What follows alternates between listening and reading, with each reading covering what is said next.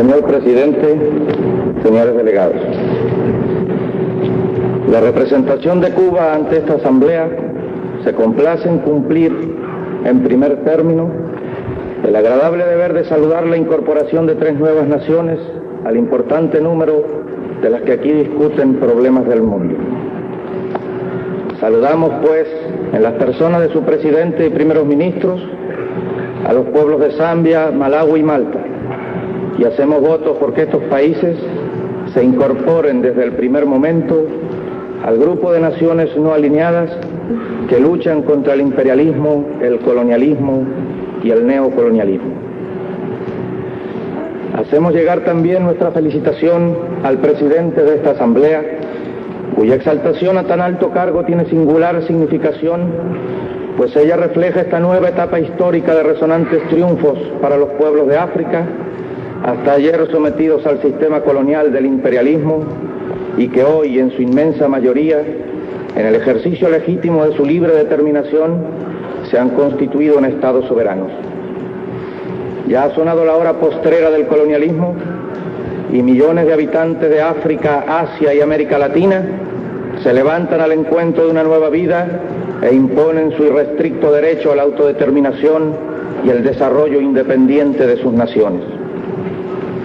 Le deseamos, señor presidente, el mayor de los éxitos en la tarea que le fuera encomendada por los países miembros.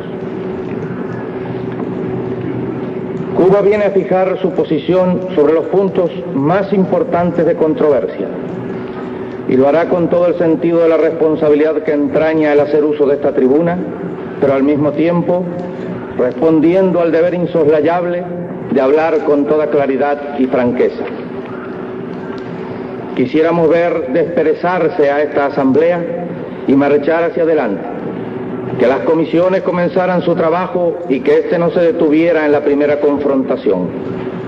El imperialismo quiere convertir esta reunión en un vano torneo oratorio en vez de resolver los graves problemas del mundo. Debemos impedírselo. Esta asamblea no debiera recordarse en el futuro solo por el número 19 que la identifique. A lograr ese fin van encaminados nuestros esfuerzos. Nos sentimos con el derecho y la obligación de hacerlo, debido a que nuestro país es uno de los puntos constantes de fricción, uno de los lugares donde los principios que sustentan los derechos de los países pequeños a su soberanía están sometidos a prueba día a día y minuto a minuto, y al mismo tiempo una de las trincheras de la libertad del mundo, situada a pocos pasos del imperialismo norteamericano, para mostrar con su acción, con su ejemplo diario, que los pueblos sí pueden liberarse y sí pueden mantenerse libres en las actuales condiciones de la humanidad. Desde luego, ahora existe un campo socialista cada día más fuerte y con armas de contención más poderosas, pero se requieren condiciones adicionales para la supervivencia: mantener la cohesión interna, tener fe en los propios destinos y decisión irrenunciable de luchar hasta la muerte en defensa del país y de la revolución. En Cuba se dan esas condiciones, señores delegados. De todos los problemas candentes que deben tratarse en esta asamblea, uno de los que para nosotros tiene particular significación y cuya definición creemos debe hacerse en forma que no deje dudas a nadie, es el de la coexistencia pacífica entre estados de diferentes regímenes económicos sociales. Mucho se ha avanzado en el mundo en este campo, pero el imperialismo, norteamericano sobre todo, ha pretendido hacer creer que la coexistencia pacífica es de uso exclusivo de las grandes potencias de la Tierra. Nosotros expresamos aquí lo mismo que nuestro presidente expresara en el Cairo y lo que después quedará plasmado en la declaración de la segunda conferencia de jefes de Estado o de Gobierno de países no alineados: que no puede haber coexistencia pacífica entre poderosos solamente si se pretende asegurar la paz del mundo. La coexistencia pacífica debe ejercitarse entre todos los estados, independientemente de su tamaño, de las anteriores relaciones históricas que los ligara y de los problemas que se suscitaren entre algunos de ellos en un momento dado. Actualmente, el tipo de coexistencia pacífica a que nosotros aspiramos no se cumple en multitud de casos. El reino de Camboya, simplemente por mantener una actitud neutral y no plegarse a las maquinaciones del imperialismo norteamericano, se ha visto sujeto a toda clase de ataques alevosos y brutales, partiendo de las bases que los yanquis tienen en Vietnam del Sur.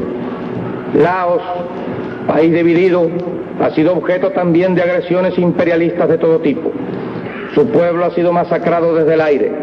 Las convenciones que se firmaran en Ginebra han sido violadas y parte del territorio está en constante peligro de ser atacado mansalva por las fuerzas imperialistas.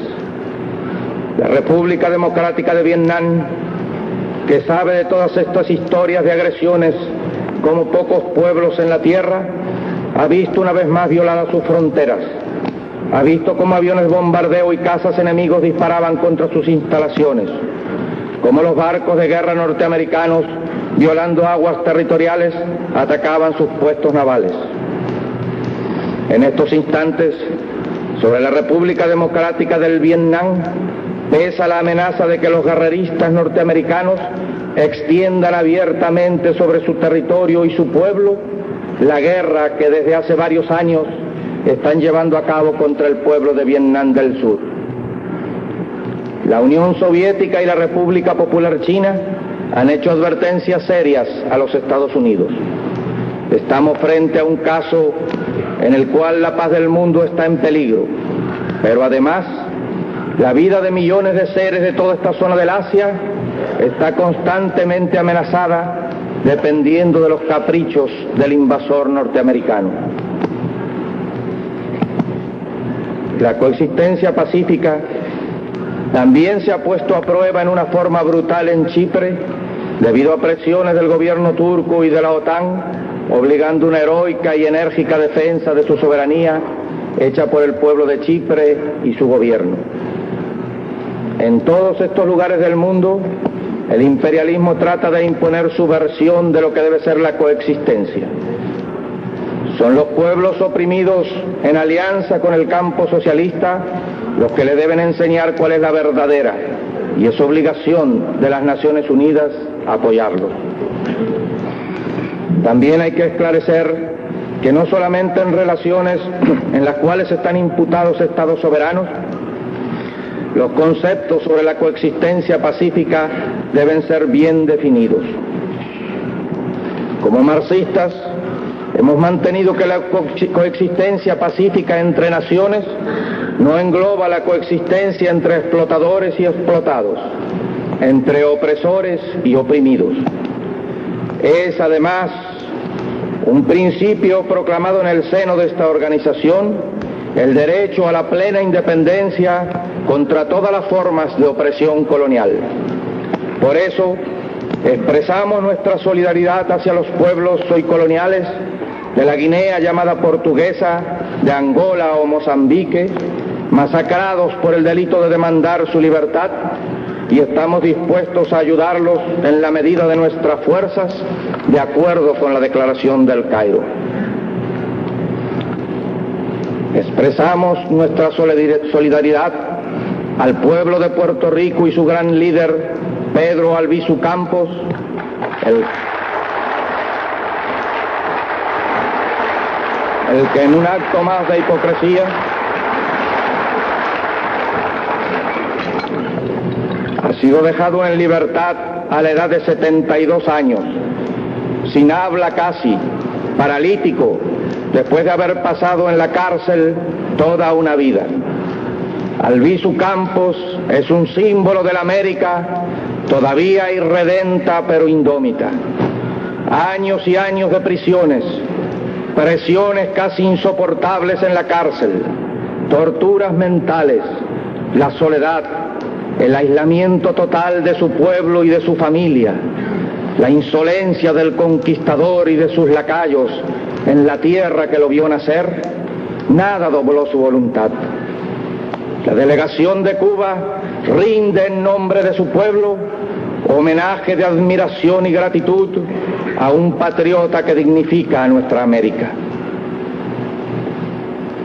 Los norteamericanos han pretendido durante años convertir a Puerto Rico en un espejo de cultura híbrida. Habla española con inflexiones en inglés. Habla española con bisagras en el lomo para inclinarlo ante el soldado yanqui. Soldados puertorriqueños han sido empleados como carne de cañón en guerras del imperio, como en Corea, y hasta para disparar contra sus propios hermanos, como en la masacre perpetrada por el ejército norteamericano hace algunos meses contra el pueblo inerme de Panamá, una de las más recientes fechorías del imperialismo yanqui. Sin embargo, a pesar de esa tremenda violentación de su voluntad y su destino histórico, el pueblo de Puerto Rico ha conservado su cultura, su carácter latino, sus sentimientos nacionales, que muestran por sí mismos la implacable vocación de independencia yacente en las masas de la isla latinoamericana.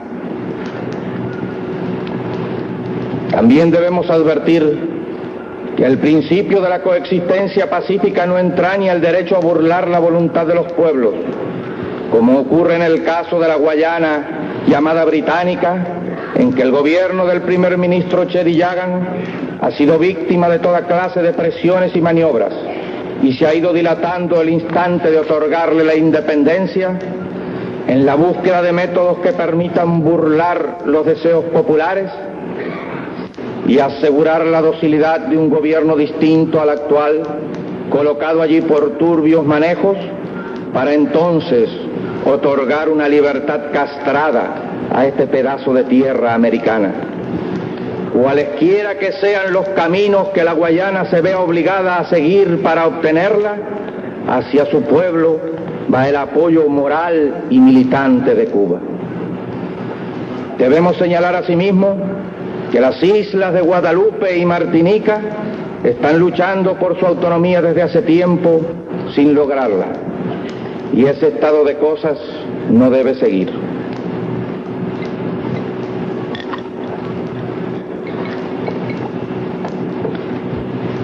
Una vez más, elevamos nuestra voz para alertar al mundo sobre lo que está ocurriendo en Sudáfrica.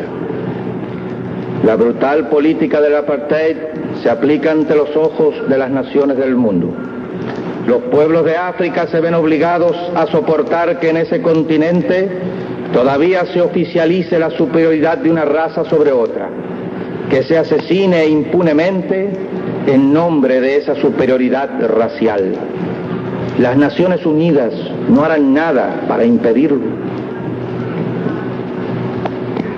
Quería referirme específicamente al doloroso caso del Congo, único en la historia del mundo moderno, que muestra cómo se puede burlar con la más absoluta impunidad, con el cinismo más insolente, el derecho de los pueblos. Las ingentes riquezas que tiene el Congo y que las naciones imperialistas quieren mantener bajo su control son los motivos directos de todo esto. En la intervención que hubiera de hacer a raíz de su primera visita a las Naciones Unidas, el compañero Fidel Castro advertía que todo el problema de la coexistencia entre las naciones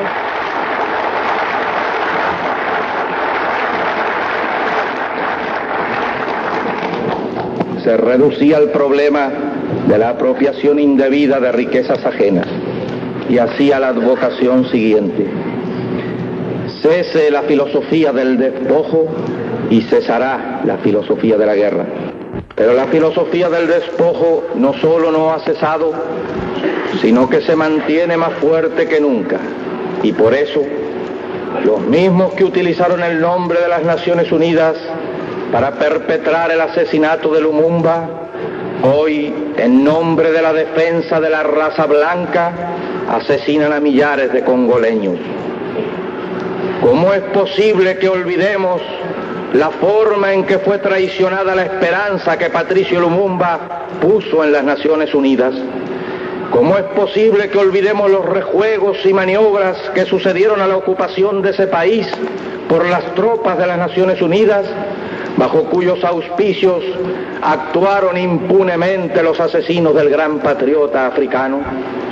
¿Cómo podremos olvidar, señores delegados, que quien desacató la autoridad de las Naciones Unidas en el Congo, y no precisamente por razones patrióticas, sino en virtud de pugnas entre imperialistas, fue Moisés Chombe, que inició la secesión en Katanga con el apoyo belga? ¿Y cómo justificar, cómo explicar que al final de toda la acción de las Naciones Unidas, Chombe, desalojado de Katanga, regrese dueño y señor del Congo? ¿Quién podría negar el triste papel que los imperialistas obligaron a jugar a la Organización de Naciones Unidas? En resumen, se hicieron aparatosas movilizaciones para evitar la escisión de Katanga, y hoy Katanga está en el poder. Las riquezas del Congo en manos imperialistas, y los gastos deben pagarlos las naciones dignas. ¡Qué buen negocio hacen los mercaderes de la guerra! Por eso el gobierno de Cuba apoya la justa actitud de la Unión Soviética al negarse a pagar los gastos del crimen. Para colmo de escarnio, nos arrojan ahora al rostro estas últimas acciones que han llenado de indignación al mundo. ¿Quiénes son los autores? Paracaidistas belgas transportados por aviones norteamericanos que partieron de bases inglesas. Nos recordamos que ayer casi veíamos a un pequeño país de Europa, trabajador y civilizado, el Reino de Bélgica, invadido por las hordas hitlerianas. Amargaba nuestra conciencia al saber de ese pequeño pueblo masacrado por el imperialismo germano, y lo veíamos con cariño. Pero esta otra cara de la moneda imperialista era la que muchos no percibíamos. Quizás hijos de patriotas belgas que murieran por defender la libertad de su país son los que asesinaran a mansalva a millares de congoleños en nombre de la raza blanca, así como ellos sufrieron la bota germana porque su contenido de sangre aria no era suficientemente elevado. Nuestros ojos libres se abren hoy a nuevos horizontes y son capaces de ver lo que ayer nuestra condición de esclavos coloniales nos impedía observar, que la civilización occidental esconde bajo su vistosa fachada un cuadro de hienas y chacales, porque nada más que ese nombre merecen los que han ido a cumplir tan humanitarias tareas al Congo. Animal carnicero que se ceba en los pueblos inermes, eso es lo que hace el imperialismo con el hombre, eso es lo que distingue al blanco imperial. Todos los hombres libres del mundo deben aprestarse a vengar el crimen del Congo. Quizás muchos de aquellos soldados convertidos en subhombres por la maquinaria imperialista piensen de buena fe que están defendiendo los derechos de una raza superior. Pero en esta asamblea son mayoritarios los pueblos que tienen sus pieles tostadas por distintos soles, coloreadas por distintos pigmentos, y han llegado a comprender plenamente que la diferencia entre los hombres no está dada por el color de la piel, sino por las formas de propiedad de los medios de producción, por las relaciones de producción. La delegación cubana hace llegar su saludo a los pueblos de Rodesia del Sur y África Sudoccidental, oprimidos por minorías de colonos blancos, a Basutolandia, Bechuania y Suazilandia, a la Somalía francesa, al pueblo árabe de Palestina, a Adén y los protectorados, a Omán y a todos los pueblos en conflicto con el imperialismo o el colonialismo, y les reitera su apoyo. Formula además votos por una justa solución al conflicto que la hermana República de Indonesia encara en relación con Malasia. Señor presidente, Uno de los temas fundamentales de esta conferencia es el del desarme general y completo. Expresamos nuestro acuerdo con el desarme general y completo. Propugnamos además la destrucción total de los artefactos termonucleares y apoyamos la celebración de una conferencia de todos los países del mundo para llevar a cabo estas aspiraciones de los pueblos. Nuestro primer ministro advertía en su intervención ante esta asamblea que siempre las carreras armamentistas han llevado a la guerra. Hay nuevas potencias atómicas en el mundo. Las posibilidades de una confrontación crecen. Nosotros consideramos que es necesaria esa conferencia con el objetivo de lograr la destrucción total de las armas termonucleares y como primera medida la prohibición total de las pruebas. Al mismo tiempo, debe establecerse claramente la obligación de todos los países de respetar las actuales fronteras de otros estados, de no ejercer acción agresiva alguna, aun cuando sea con armas convencionales. Al unirnos a la voz de todos los países del mundo que piden el desarme general y completo, la destrucción de todo el arsenal atómico, el cese absoluto de la fabricación de nuevos artefactos termonucleares y las pruebas atómicas de cualquier tipo, creemos necesario puntualizar que, además, debe también respetarse la integridad territorial de las naciones y debe detenerse el brazo armado del imperialismo, no menos peligroso porque solamente empuñe armas convencionales. Quienes asesinaron miles de indefensos ciudadanos del Congo no se sirvieron del arma atómica. Han sido armas convencionales empuñadas por el imperialismo las causantes de tanta muerte. Aun cuando las medidas aquí preconizadas de hacerse efectivas harían inútil la mención, es conveniente recalcar que no podemos adherirnos a ningún pacto regional de desnuclearización mientras Estados Unidos mantenga bases agresivas en nuestro propio territorio, en Puerto Rico, Panamá y otros estados americanos, donde se considera con derecho a emplazar, sin restricción alguna, tanto armas convencionales como nucleares. Descontando que las últimas resoluciones de la OEA contra nuestro país, al que se podría agredir invocando el Tratado de Río, hace necesaria la posesión de todos los medios defensivos a nuestro alcance. Creemos que si la conferencia de que hablábamos lograra todos esos objetivos, cosa difícil desgraciadamente, sería la más trascendental en la historia de la humanidad. Para asegurar esto, sería preciso contar con la presencia de la República Popular China, y de ahí el hecho obligado de la realización de una reunión de ese tipo.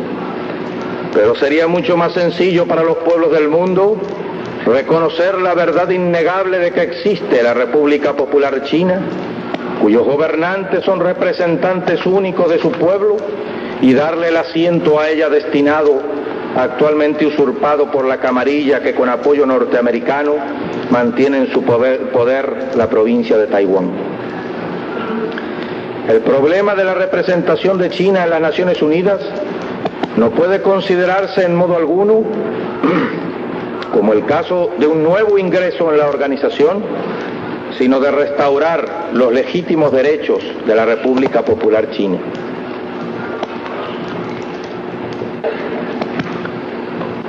Debemos repudiar enérgicamente el complot de las dos Chinas. La camarilla chiangkai-shekista de Taiwán no puede permanecer en la Organización de las Naciones Unidas. Se trata, repetimos, de expulsar al usurpador e instalar al legítimo representante del pueblo chino.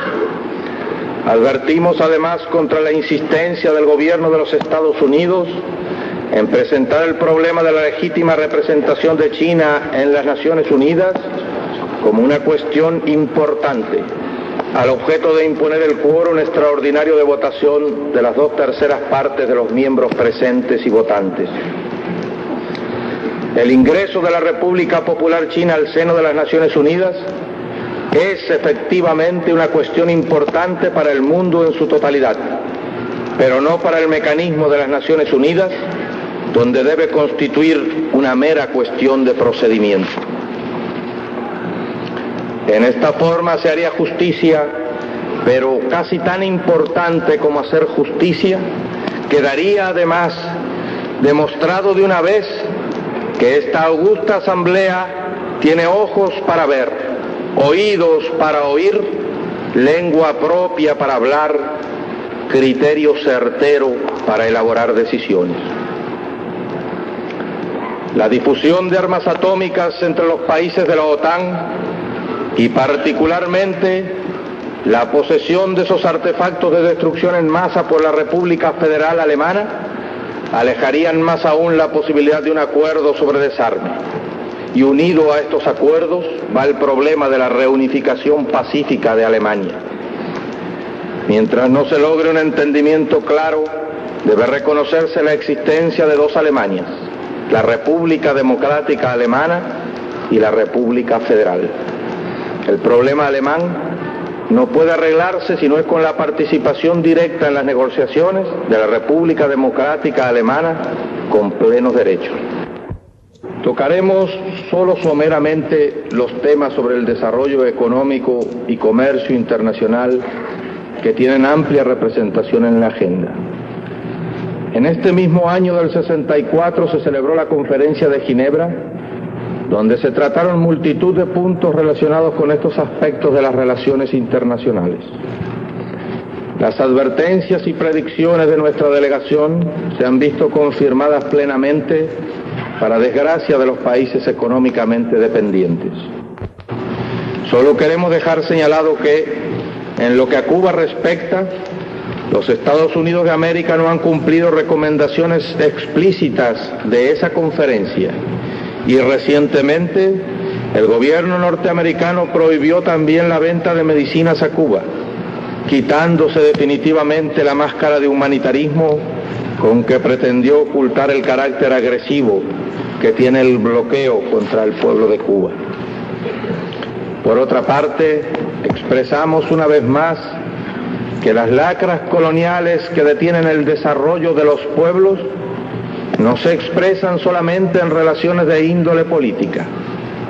El llamado deterioro de los términos de intercambio no es otra cosa que el resultado del intercambio desigual entre países productores de materia prima y países industriales que dominan los mercados e imponen la aparente justicia de un intercambio igual de valores. Mientras los pueblos económicamente dependientes no se liberen de los mercados capitalistas y en firme bloque con los países socialistas impongan nuevas relaciones entre explotadores y explotados, no habrá desarrollo económico sólido y se retrocederá en ciertas ocasiones, volviendo a caer los países débiles bajo el dominio político de los imperialistas y colonialistas. Por último, señores delegados, hay que establecer claramente que se están realizando en el área del Caribe maniobras y preparativos para agredir a Cuba. En las costas de Nicaragua sobre todo, en Costa Rica también, en la zona del Canal de Panamá, en las Islas Vieques de Puerto Rico, en la Florida, probablemente en otros puntos del territorio de los Estados Unidos y quizás también en Honduras, se están entrenando mercenarios cubanos y de otras nacionalidades con algún fin que no debe ser el más pacífico. Después de un sonado escándalo, el gobierno de Costa Rica se afirma, ha ordenado la liquidación de todos los campos de adiestramiento de cubanos exilados en ese país.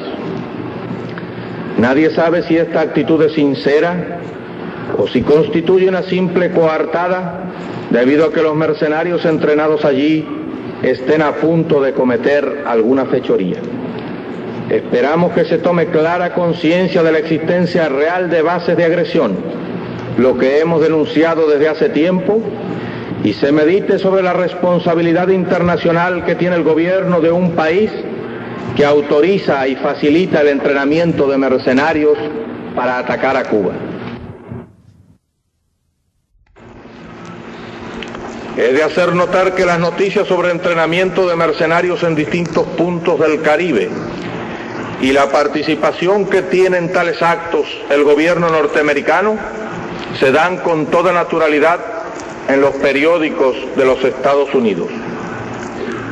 No sabemos de ninguna voz latinoamericana que haya protestado oficialmente por ello. Esto nos muestra el cinismo con que manejan los Estados Unidos a sus peones. Los sutiles cancilleres de la OEA, que tuvieron ojos para ver escudos cubanos y encontrar pruebas irrefutables en las armas yanquis exhibidas por Venezuela, no ven los preparativos de agresión que se muestran en los Estados Unidos, como no oyeron la voz del presidente Kennedy, que se declaraba explícitamente agresor de Cuba en Playa Girón.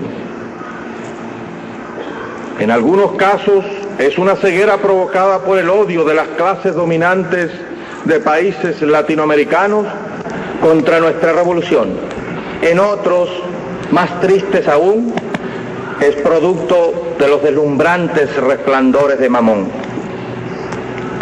Como es de todos conocido, después de la tremenda conmoción llamada crisis del Caribe, los Estados Unidos contrajeron con la Unión Soviética determinados compromisos que culminaron en la retirada de cierto tipo de armas que las continuas agresiones de aquel país, como el ataque mercenario de Playa Girón y las amenazas de invadir nuestra patria, nos obligaron a emplazar en Cuba en acto de legítima e irrenunciable defensa. Pretendieron los norteamericanos, además, que las Naciones Unidas inspeccionaran nuestro territorio, a lo que nos negamos enfáticamente, ya que Cuba no reconoce el derecho de los Estados Unidos ni de nadie en el mundo a determinar qué tipo de armas pueda tener dentro de sus fronteras. En este sentido, solo acataríamos acuerdos multilaterales con iguales obligaciones para todas las partes. Como ha dicho Fidel Castro, mientras el concepto de soberanía exista como prerrogativa de las naciones y de los pueblos independientes y como derecho de todos los pueblos, nosotros no aceptaremos la exclusión de nuestro pueblo de ese derecho. Mientras el mundo se rija por esos principios, mientras el mundo se rija por esos conceptos que tengan validez universal, porque son universalmente aceptados y consagrados por los pueblos, nosotros no aceptaremos que se nos prive de ninguno de esos derechos. Nosotros no renunciaremos a ninguno de esos derechos. El señor secretario general de las Naciones Unidas, Bután, entendió nuestras razones. Sin embargo, los Estados Unidos pretendieron establecer una nueva prerrogativa arbitraria e ilegal, la de violar el espacio aéreo de cualquier país pequeño. Así han estado surcando el aire de nuestra patria aviones U-2 y otros tipos de aparatos espías que con toda impunidad navegan en nuestro espacio aéreo. Hemos hecho todas las advertencias necesarias para que cesen las violaciones aéreas, así como las provocaciones que los marinos yanquis hacen contra nuestras postas de vigilancia en la zona de Guantánamo, los vuelos rasantes de aviones sobre buques nuestros o de otras nacionalidades en aguas internacionales, los ataques piratas a barcos de distintas banderas y las infiltraciones de espías, saboteadores y armas en nuestra isla. Nosotros queremos construir el socialismo. Nos hemos declarado partidarios de los que luchan por la paz. Nos hemos declarado dentro del grupo de países no alineados, a pesar de ser marxistas-leninistas, porque los no alineados como nosotros luchan contra el imperialismo. Queremos paz. Queremos construir una vida mejor para nuestro pueblo y por eso eludimos al máximo caer en las provocaciones maquinadas por los yanquis. Pero conocemos la mentalidad de sus gobernantes. quieren hacernos pagar muy caro el precio de esa paz. Nosotros contestamos que ese precio no puede llegar más allá de las fronteras de la dignidad. Y Cuba reafirma una vez más el derecho a tener en su territorio las armas que le conviniere y su negativa a reconocer el derecho de ninguna potencia de la tierra, por potente que sea, a violar nuestro suelo, aguas jurisdiccionales o espacio aéreo. Si en alguna asamblea Cuba adquiere obligaciones de carácter colectivo, las cumplirá fielmente.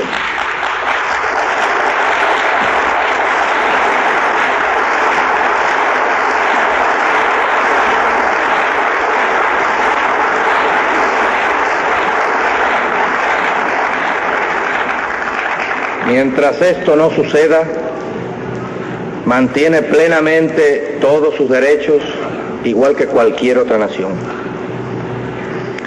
Ante las exigencias del imperialismo, nuestro primer ministro planteó los 5 puntos necesarios para que existiera una sólida paz en el Caribe. Estos son: primero, cese del bloqueo económico y de todas las medidas de presión comercial y económica que ejercen los Estados Unidos en todas partes del mundo contra nuestro país. Segundo, cese de todas las actividades subversivas, lanzamiento y desembarco de armas y explosivos por aire y mar, organización de invasiones mercenarias, filtración de espías y saboteadores, acciones todas que se llevan a cabo desde el territorio de los Estados Unidos y de algunos países cómplices. Tercero, cese de los ataques piratas que se llevan a cabo desde bases existentes en los Estados Unidos y en Puerto Rico. Cuarto, cese de todas las violaciones de nuestro espacio aéreo y naval por aviones y navíos de guerra norteamericanos. Quinto, retirada de la base naval de Guantánamo y devolución del territorio cubano ocupado por los Estados Unidos.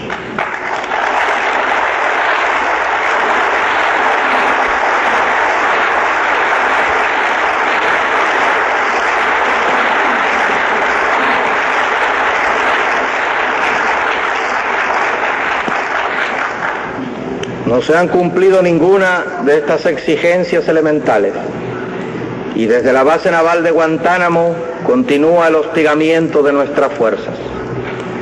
Dicha base se ha convertido en guarida de malhechores y catapulta de introducción de estos en nuestro territorio. ¿Cansaríamos a esta asamblea si hiciéramos un relato medianamente detallado de la multitud de provocaciones de todo tipo?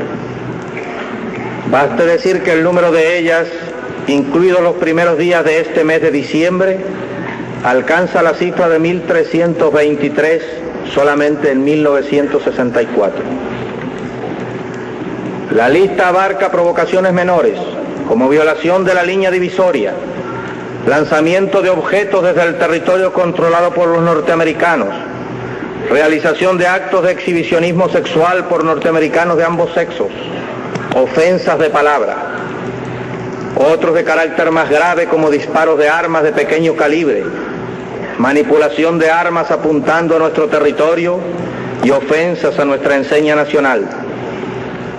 Provocaciones gravísimas son el cruce de la línea divisoria provocando incendios en instalaciones del lado cubano y disparos con fusiles, hechos repetidos 78 veces durante el año, con el saldo doloroso de la muerte del soldado Ramón López Peña, de resultas de 2 disparos efectuados por las postas norteamericanas situadas a 3,5 kilómetros de la costa por el límite noroeste. Esta gravísima provocación fue hecha a las 19:07 del día 19 de julio de 1964 y el primer ministro de nuestro gobierno manifestó públicamente el 26 de julio que de repetirse el hecho se daría orden a nuestras tropas de repeler la agresión. Simultáneamente,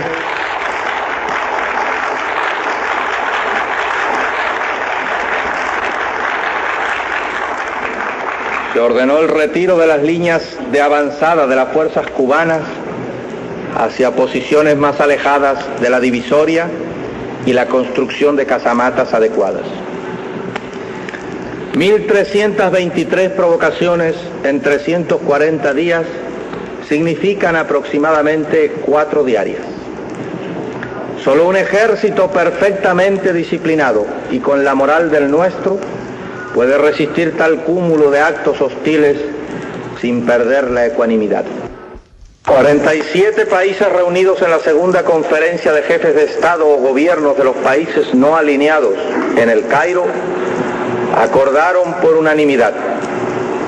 La conferencia, advirtiendo con preocupación que las bases militares extranjeras constituyen en la práctica un medio para ejercer presión sobre las naciones y entorpecen su emancipación y su desarrollo, según sus concepciones ideológicas, políticas, económicas y culturales, declara que apoya sin reserva a los países que tratan de lograr la supresión de las bases extranjeras establecidas en su territorio y pide a los estados la inmediata evacuación de las tropas y bases que tienen en otros países.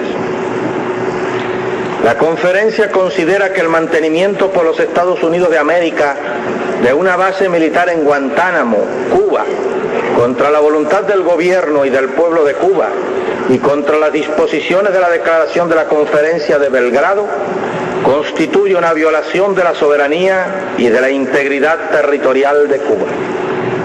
La conferencia, considerando que el gobierno de Cuba se declara dispuesto a resolver su litigio con el gobierno de los Estados Unidos de América acerca de la base de Guantánamo en condiciones de igualdad, pide encarecidamente al gobierno de los Estados Unidos que entable negociaciones con el gobierno de Cuba para evacuar esa base. El gobierno de los Estados Unidos no ha respondido a esa instancia de la conferencia del Cairo y pretende mantener indefinidamente ocupado por la fuerza un pedazo de nuestro territorio desde el cual lleva a cabo agresiones como las detalladas anteriormente.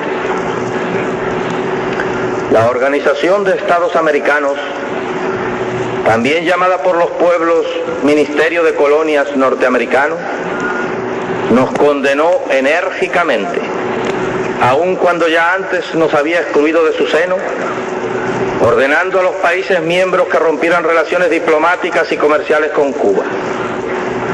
La OEA autorizó la agresión a nuestro país en cualquier momento, con cualquier pretexto, violando las más elementales leyes internacionales e ignorando por completo a la Organización de las Naciones Unidas.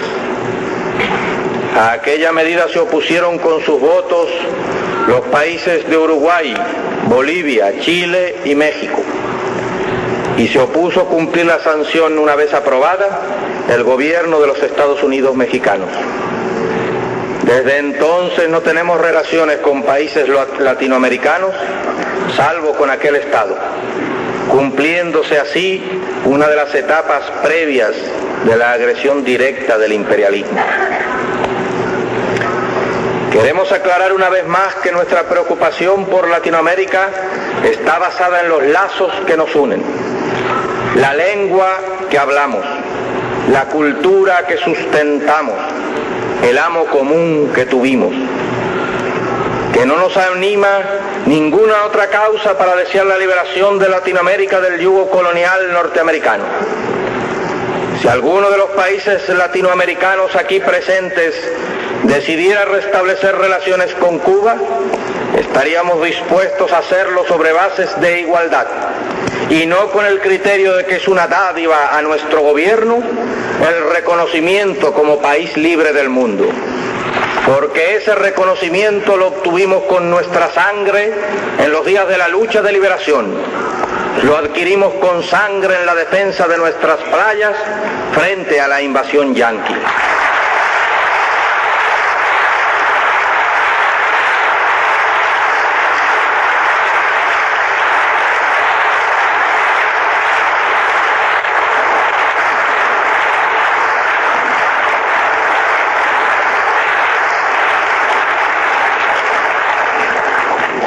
cuando nosotros rechazamos que se nos pretenda atribuir injerencias en los asuntos internos de otros países, no podemos negar nuestra simpatía hacia los pueblos que luchan por su liberación y debemos cumplir con la obligación de nuestro gobierno y nuestro pueblo de expresar contundentemente al mundo que apoyamos moralmente y nos solidarizamos con los pueblos que luchan en cualquier parte del mundo para hacer realidad los derechos de soberanía plena proclamados en la Carta de las Naciones Unidas.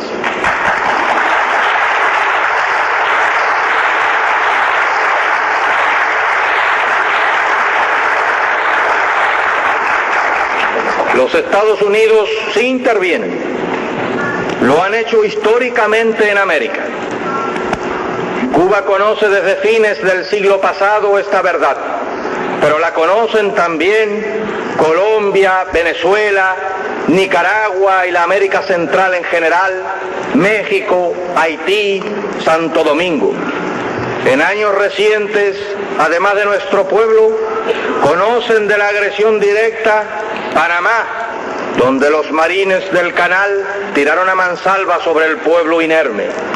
Santo Domingo, cuyas costas fueron violadas por la flota yanqui para evitar el estallido de la justa ira popular luego del asesinato de Trujillo.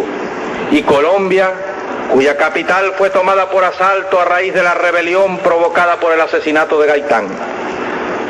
Se producen intervenciones solapadas por intermedio de las misiones militares que participan en la represión interna, organizando las fuerzas destinadas a ese fin en buen número de países y también en todos los golpes de Estado, llamados gorilazos, que tantas veces se repitieron en el continente americano durante los últimos tiempos.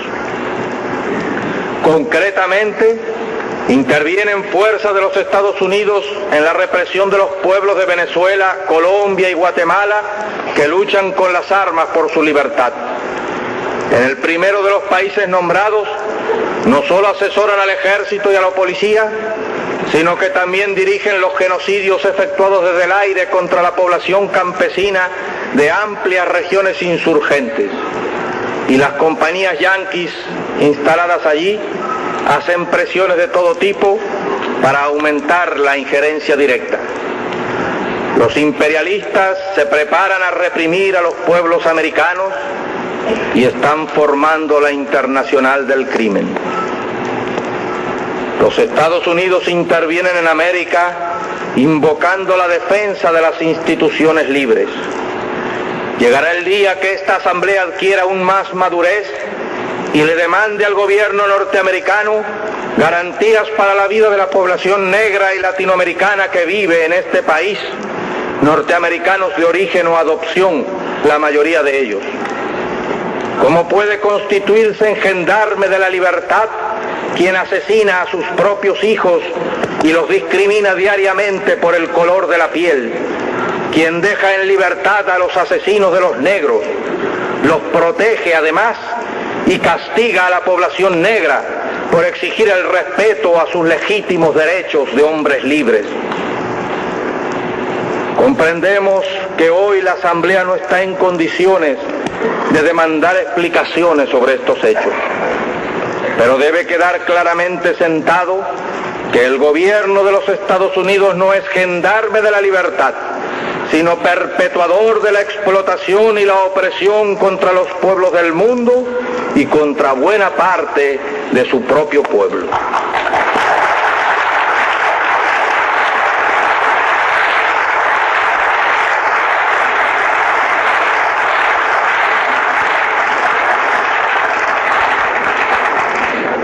Al lenguaje anfibológico con que algunos delegados han dibujado el caso de Cuba y la OEA, nosotros contestamos con palabras contundentes y proclamamos que los pueblos de América cobrarán a los gobiernos entreguistas su traición.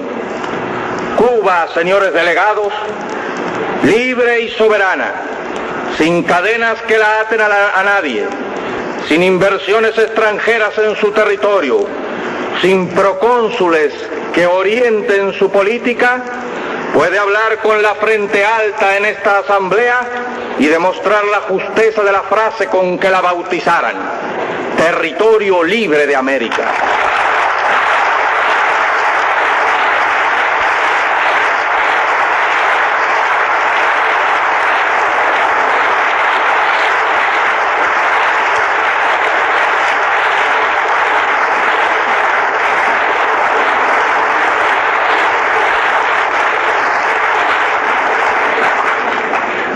Nuestro ejemplo fructificará en el continente, como lo hace ya en cierta medida en Guatemala, Colombia y Venezuela. No hay enemigo pequeño ni fuerza desdeñable, porque ya no hay pueblos aislados. Como establece la segunda declaración de La Habana, ningún pueblo de América Latina es débil, porque forma parte de una familia de 200 millones de hermanos que padecen las mismas miserias, albergan los mismos sentimientos, tienen el mismo enemigo, sueñan todos un mismo mejor destino y cuentan con la solidaridad de todos los hombres y mujeres honrados del mundo. Esta epopeya que tenemos delante la van a escribir las masas hambrientas de indios, de campesinos sin tierras, de obreros explotados. La van a escribir las masas progresistas, los intelectuales honestos y brillantes que tanto abundan en nuestras sufridas tierras de América Latina. Lucha de masas y de ideas. Epopeya que llevarán adelante nuestros pueblos maltratados y despreciados por el imperialismo. Nuestros pueblos desconocidos hasta hoy que ya empiezan a quitarle el sueño. Nos consideraba rebaño impotente y sumiso y ya se empieza a asustar de ese rebaño. Rebaño gigante de 200 millones de latinoamericanos en los que advierte ya a sus sepultureros el capital monopolista yanqui. La hora de su reivindicación, la hora que ella misma se ha elegido, la vienen señalando con precisión también de un extremo a otro del continente.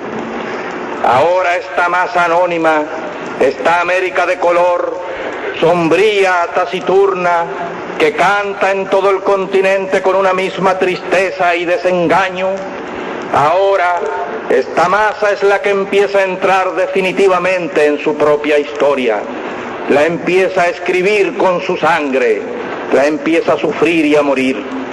Porque ahora por los campos y las montañas de América, por las faldas de sus sierras, por sus llanuras y sus selvas, entre la soledad o el tráfico de las ciudades, en las costas de los grandes océanos y ríos, se empieza a estremecer este mundo lleno de corazones, con los puños calientes de deseo de morir por lo suyo, de conquistar sus derechos, casi 500 años burlados por unos y por otros.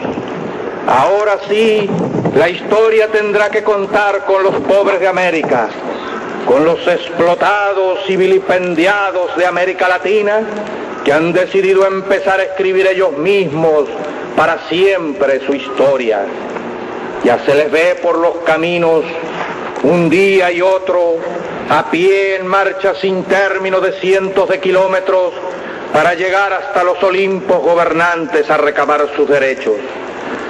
Ya se les ve armados de piedras, de palos, de machetes, en un lado y otro cada día, ocupando las tierras, afincando sus garfios en las tierras que le pertenecen y defendiéndola con su vida.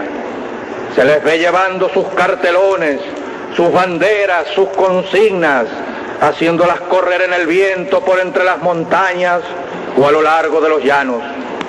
Y esa ola de estremecido rencor, de justicia reclamada, de derecho pisoteado que se empieza a levantar por entre las tierras de Latinoamérica, esa ola ya no parará más. Esa ola irá creciendo cada día que pase, porque esa ola la forman los mayoritarios en todos los aspectos, los que acumulan con su trabajo las riquezas, crean los valores, hacen andar las ruedas de la historia y que ahora despiertan del largo sueño embrutecedor a que los sometieron.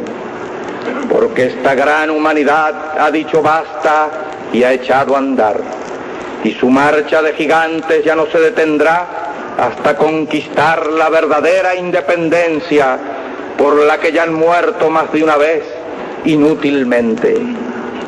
Ahora, en todo caso, los que mueran morirán como los de Cuba, los de Playa Girón, morirán por su única, verdadera, irrenunciable independencia.